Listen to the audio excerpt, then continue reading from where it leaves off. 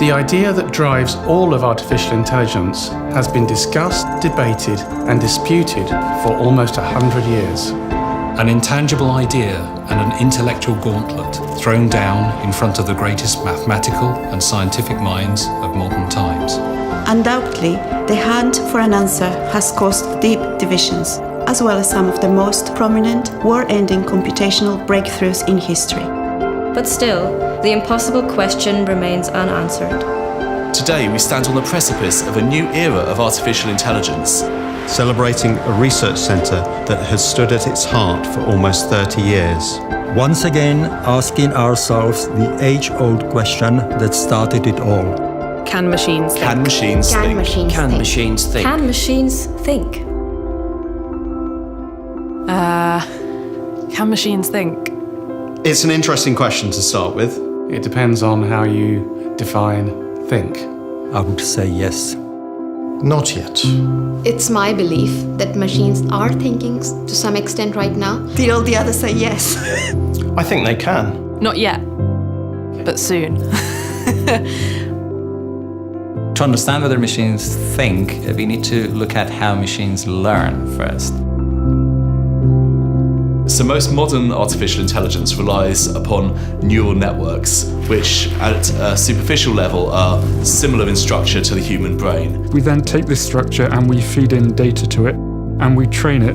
You can build very complex structures with those nodes that then allow you to make decisions.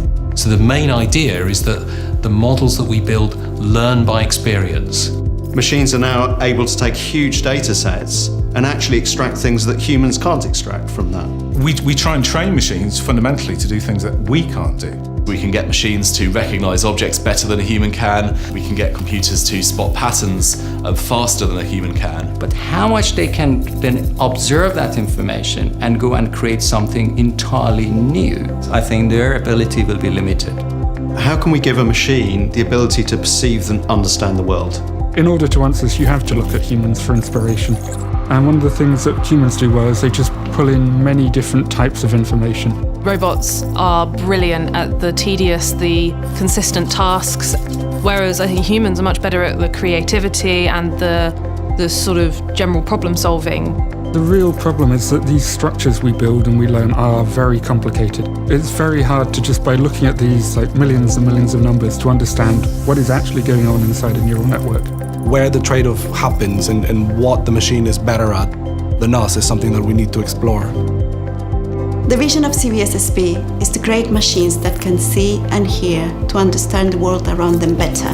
Now, at the core of the centre, and what makes us a centre, is expertise in machine learning, in deep learning, in signal processing. And then across the centre's activities, we then feed into different application areas. It ranges right from augmented and virtual reality to security, robotics, healthcare, and I mean the application list is endless. My work looks into how can robots pick things up intelligently. We use technology for developing a remote monitoring system for people who have dementia. Our research focuses around getting cars to park themselves in multi-storey car parks. We're working on a spatial audio project at the moment, which is trying to find a way to bring something like a cinema experience into your living room without having to turn your living room into a theatre. We've just started Extol, which is to produce a new sign language translation system for British Sign Language. We really are in the era of machine intelligence, and what we're trying to do is to bring some of these exciting new methods to bear on medical problems, improving healthcare. We work on face recognition to understand and manage better security for our society. I think the environment is a kind of supportive research environment where interactions, collaborations and partnerships outside of the group are all encouraged. Artificial creativity is a huge challenge, and we're some way off being able to truly model creativity within an artificial intelligence. To take a machine and to really have an understanding of the world around us and to generalise that is still extremely challenging. So what is very important that we now build new architectures that can learn with very few examples and they can generalize very well. I see an AI-enabled future as a future in which computers assist humans, amplify the abilities of humans rather than replace their abilities, their jobs. I think the scope for future applications is just unlimited.